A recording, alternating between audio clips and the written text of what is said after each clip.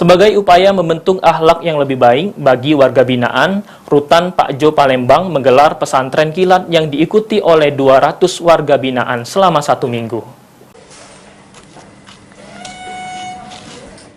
Pesantren Kilat Ramadan 1443 Hijriah dilakukan di Rutan Pak Jo Palembang yang diikuti oleh 200 warga binaan.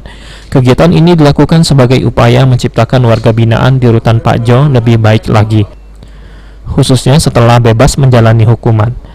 Dalam pelaksanaannya, para warga binaan diajarkan tentang kepribadian serta kajian tentang ajaran agama Islam, sehingga warga binaan lebih baik lagi ke depannya. Pesantren Kilat Ramadan ini sendiri dilakukan di Rutan Pak Jo selama 1 minggu dan dihadirkan sejumlah pengajar yang telah menjalin kerjasama dengan Rutan Pak Jo. Pesantren Kilat ini adalah salah satu dari pembinaan kepribadian untuk seluruh warga binaan pemasyarakatan.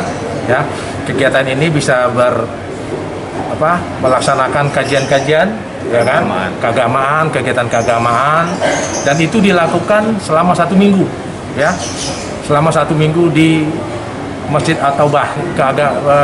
Pembinaan kepribadian ini ada 3 mitra khusus untuk pembinaan agama Islam.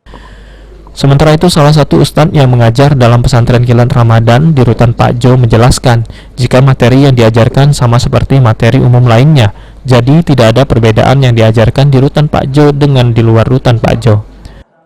Tahfiz ya, program dari Darul Quran kan. Jadi secara nasional dan kita tidak membedakan antara warga binaan maupun warga di luar gitu. Jadi sama programnya Tahfizul Quran, mereka berhak mendapatkan info-info beasiswa selagi mereka nanti ada usianya masih usia produktif untuk dikuliahkan.